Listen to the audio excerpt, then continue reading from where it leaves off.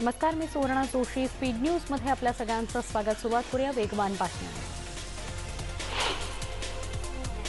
नागरिकांनी नियमांचं पालन केलं नाही तर निर्बंध आणखी कठोर करू असा इशारा आरोग्यमंत्री राजेश टोपेंनी दिला आहे. कोरोनावर नियंत्रण मिळवण्यासाठी ब्रेक द चेनचं उद्दिष्ट साध्य करणं गरजेचं आहे असं टोपे म्हणाले. राज्यात पुढील काही दिवसात निर्बंध अधिक कठोर करण्यात येणार असल्याचे संकेत मदन आणि पुनर्वसन मंत्री विजय वडेट्टीवार यांनी दिलेत.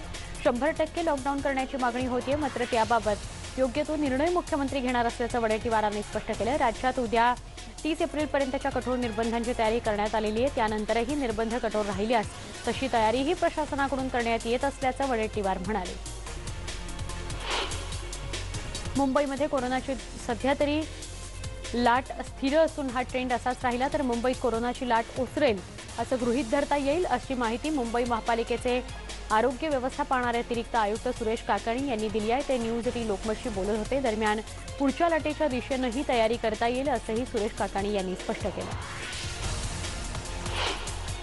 एकेकाळी सगळ्यात जास्त रुग्ण असलेल्या मुंबईच्या के पूर्व या भागातील कोरोना रुग्णांची संख्या स्थिरावत चालली आहे. गेल्या संपूर्ण आठवडाभर ही रुग्णसंख्या 400च्या घरात आहे. त्यामुळे रुग्णसंख्या दुपटीचे दिवस वाढले असून हे मुंबईसाठी चांगलं लक्षण आहे अशी माहिती या विभागाचे आरोग्य अधिकारी डॉक्टर उर्मिला पाटील यांनी न्यूज 18 लोकमतशी बोलताना दिली.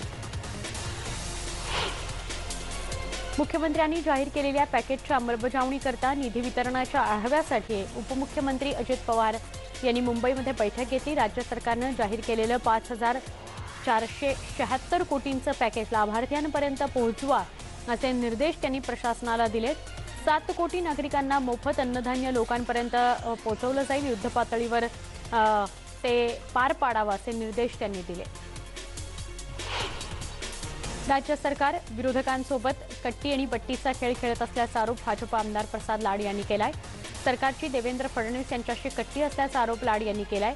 रेमडेसिवीर इंजेक्शन राज्याला मिळावं हे राजकारणापेक्षा जास्त महत्त्वाचं आहे असं लाड म्हणाले. कोरोना प्रादुर्भावाच्या काळात आपल्या फुफ्फुसांचं आरोग्य व्यवस्थित आहे का याच्या चाचणीसाठी घरातल्या घरात 6 मिनिटं चालण्याची चाचणी करण्याचा सल्ला आरोग्य विभागानं दिलाय. त्यासाठी नागरिकांचं प्रबोधन करण्याचं आवाहन आरोग्य विभागाकडून करण्यात आलंय. 6 मिनिट वॉक टेस्टमुळे रक्तातील ऑक्सिजनची कमतरता लक्षात येऊ शकते आणि रुग्णांवर उपचार करण्यासाठी मदत होईल असं डॉक्टर व्यास यांनी सांगितलं. नागपूरसाठी 10,000 रेमडेसिवीर इंजेक्शन्स द्या असे आदेश उच्च न्यायालयाच्या नागपूर खंडपीठानं सरकारला दिले आहेत. तसंच कोरोना रुग्णांकरता रेल्वे आयुर्वेदिक रुग्णालयातील बेड्स ताब्यात घेण्याचे निर्देशही देण्यात आलेत. इतकंच नाही तर मेयो एम्स या हॉस्पिटल्समध्ये ऑक्सिजन प्लांट सुरू करण्याचे निर्देशही सरकारला देण्यात आलेत. नागपुरातील डॉक्टर शिशिर कोल्हे यांनी नागपूर खंडपीठामध्ये याचिका दाखल केली होती. त्यानंतर न्यायालयानं सरकारला आदेश दिले. राज्यात ऑक्सिजनचा तुटवडा जाणवतोय तो भरून काढण्याकरता परिवहन खातं देखील लक्ष ठेवून आहे. राज्यात अंतर्गत भागात ऑक्सिजन पुरवठा पोहोचवण्याकरता राज्य परिवहन विभाग ग्रीन कॉरिडॉर तयार करणार असल्याचं परिवहन मंत्री अनिल परब म्हणाले.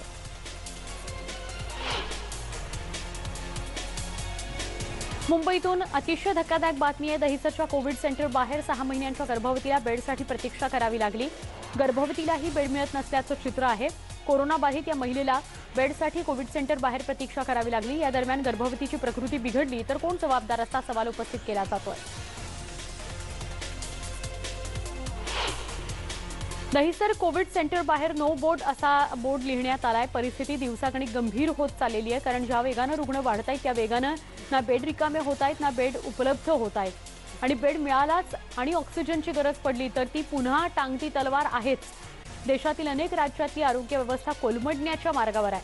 कारण अनेक दशकांपूर्वी जेव्हा या व्यवस्था उभारल्या जात होत्या तेव्हा एकाच वेळी इतके रुग्ण असतील याची कल्पना कुणालाच नव्हती.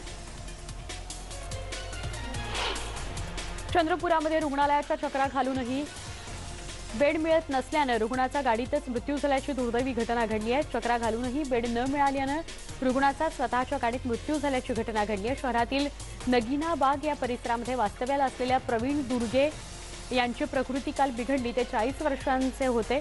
त्यांनी नातेवाईकांसह रुग्णालयात उपचार घेण्याकरता बेडसाठी चक्रा मारल्या. मात्र अखेर त्यांनी असहाय्य अवस्थेमध्ये शासकीय कोविड रुग्णालयापुढे वाहन उभं करत शोधाशोध सुरू केली. त्यातच त्यांची ऑक्सिजन पातळी खालावली. डॉक्टर शोधण्यात यश न आल्यानं उपचाराअभावी पहाटे गाडीतच त्यांचा मृत्यू झाला. या धक्कादायक घटनेनंतर नातेवाईकांनी शासकीय कोविड रुग्णालय परिसरामध्ये एकच टाहोप फोडला. बीडमध्ये ऑक्सिजन बेडसाठी काम सुरू असून लवकरच ऑक्सिजन बेड उपलब्ध करणार आहोत अशी मुख्य कार्यकारी अधिकाऱ्यांनी माहिती दिली। 1000 बेड्स उपलब्ध करणार असून ऑक्सिजन बेड कमी पडू देणार नाही असं त्यांनी आश्वासित केलं। केंद्रीय मंत्री नितीन गडकरी यांच्या प्रयत्नाने टँकरच्या माध्यमातून 16 टन ऑक्सिजनची पहिली खेप भिलाई स्टील प्लांटमधून नागपूरला पोहोचली। आज मध्यरात्रीपर्यंत भिलाईमधून दुसरी आणि बेलारीमधून एकूण 36 टन अतिरिक्त ऑक्सिजन नागपूरला पोहोचणार आहे। नागपूरच्या जिल्हाधिकाऱ्यांमार्फत या ऑक्सिजनचं रुग्णालयांना वितरण केलं जाणार आहे। नागपूरमध्ये ऑक्सिजनचा तुटवडा निर्माण झाला होता, त्याकरता केंद्रीय मंत्री नितीन गडकरी यांनी स्वतः प्रयत्न केले। त्यांच्या प्रयत्नांना यश आलंय। भिलाई इथून नागपूरला ऑक्सिजन टँकर पोहोचला आहे। हा टँकर नागपूरच्या शासकीय वैद्यकीय महाविद्यालय आणि रुग्णालयात पोहोचलाय। 16 टन ऑक्सिजनची पहिली फेरी भिलाई स्टील प्लांटमधून नागपूरला पोहोचली आहे। साताऱ्यात दिवसेंदिवस कोरोना बाधितांच्या आकड्यात वाढ होत आहे। आज एका दिवसात 1212 रुग्ण बाधित झाले। 39 रुग्णांचा मृत्यू झाला। जिल्ह्यात 2427 बेड्स असून यापैकी 550 बेड्स उपलब्ध आहेत। ऍक्टिव्ह रुग्णांच्या तुलनेमध्ये बेड कमी असल्याने रुग्णांना बेड मिळत नसल्याचं चित्र सध्या जिल्ह्यात आहे।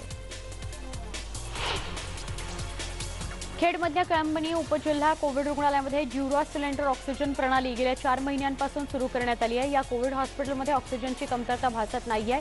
इथं 50 रुग्णांवर उपचार सुरू असून त्यांना योग्य प्रमाणात ऑक्सिजनचा पुरवठा होतोय।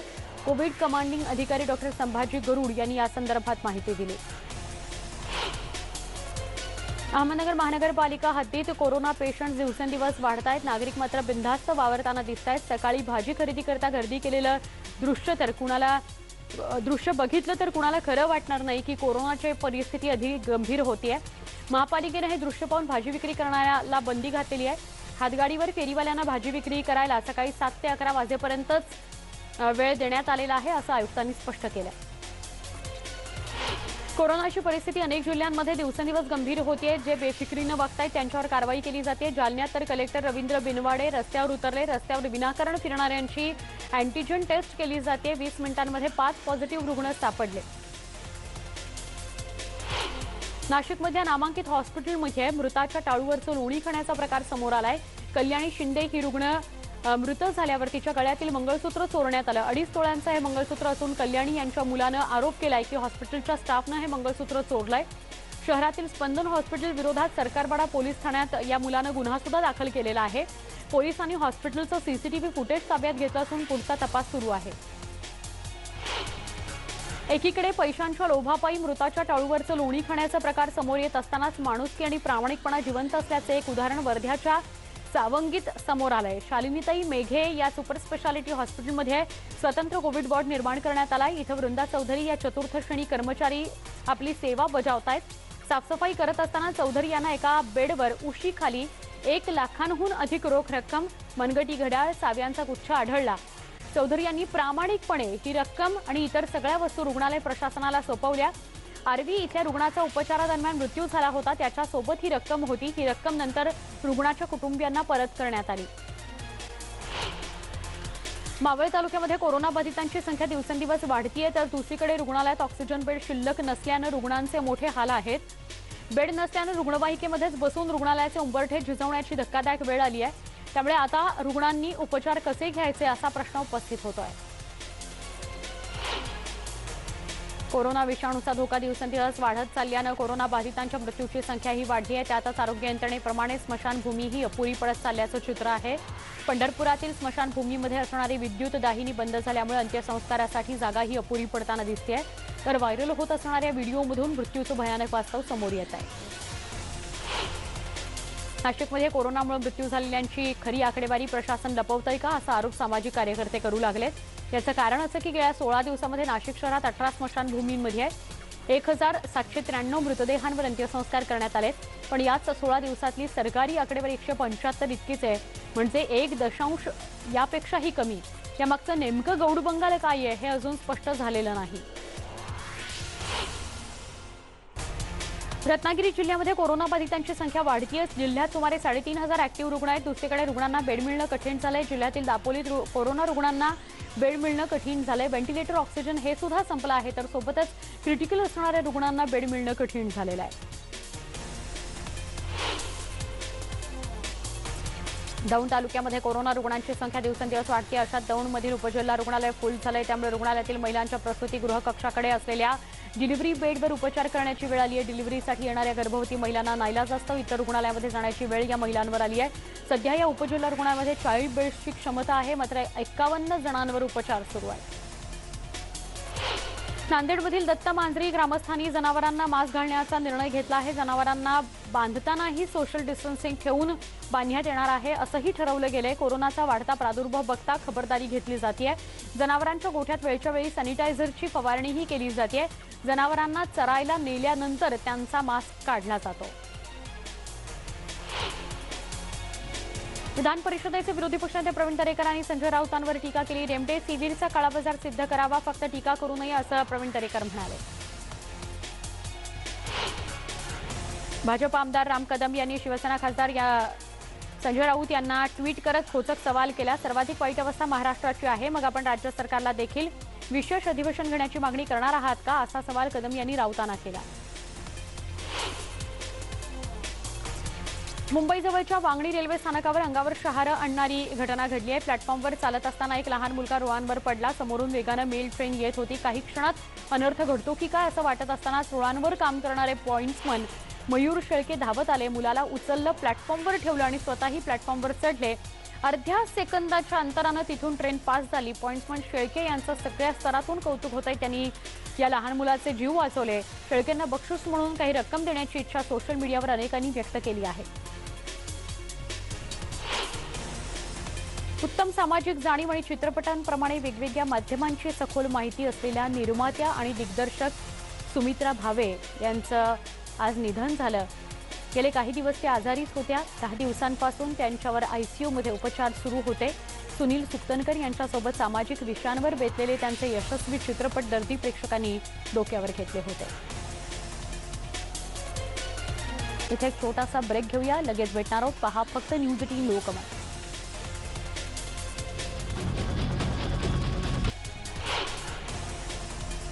नवी दिल्लीमध्ये लॉकडाऊनची घोषणा करण्यात आल्यानंतर दारूच्या दुकानांबाहेर अशी लांबच लांब रांग लागलेली बघायला मिळाली. मद्यपेंनी घोषणा झाल्या थेट वाईन शॉप गाठलं. 400ची दारूची बाटली 1400ला मिळतेय. 6 दिवसांचा स्टॉक घ्यायला आलोय, अशा प्रतिक्रिया रांग लावलेल्यांकडून ऐकायला मिळाल्या. पण रांग लावताना कोणीही सोशल डिस्टन्सिंगचं पालन करताना आढळलं नाही. नवी दिल्लीमध्ये कोरोनाच्या गंभीर परिस्थितीमुळे लॉकडाऊन लावावं लागलं. 25,000 पॉझिटिव्ह रुग्णसंख्या आहे. 30% संक्रमण वाढलं आहे. तरी देखील गाझीपूर इथली दृश्य पहा. काही बेफिकीर लोक भाजी खरेदी करता अशी गर्दी करताना दिसतात. मास्क लावणं, सोशल डिस्टन्सिंग पाळणं याचा त्यांना काहीच वाटत नाही. अखेर अधिक कठोर निर्णय घ्यावे लागले तर आश्चर्य वाटायला नको. पश्चिम बंगालमध्ये कोरोना परिस्थितीवरूनही राजकारण आणि आरोप प्रत्यारोप सुरू आहेत. रविशंकर यांनी आज ममता बॅनर्जी यांना टोला लगावला. ऑक्सिजन पुरवठा आणि लसीबाबत पंतप्रधान नरेंद्र मोदींना चिठ्ठी लिहिणाऱ्या ममता बॅनर्जी पंतप्रधानांनी बोलावलेल्या बैठकीला उपस्थित का नव्हत्या, असा सवाल रविशंकर प्रसाद यांनी उपस्थित केला.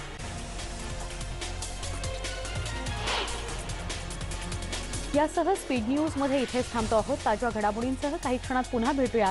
पण तुम्ही मात्र मास्क लावायला विसरू नका. घराबाहेर पडलात की मास्क लावा, सोशल डिस्टन्सिंगचं पालन करा, स्वतःबरोबर दुसऱ्यांचाही जीव वाचवा. पहा फक्त न्यूज 18 लोकमत.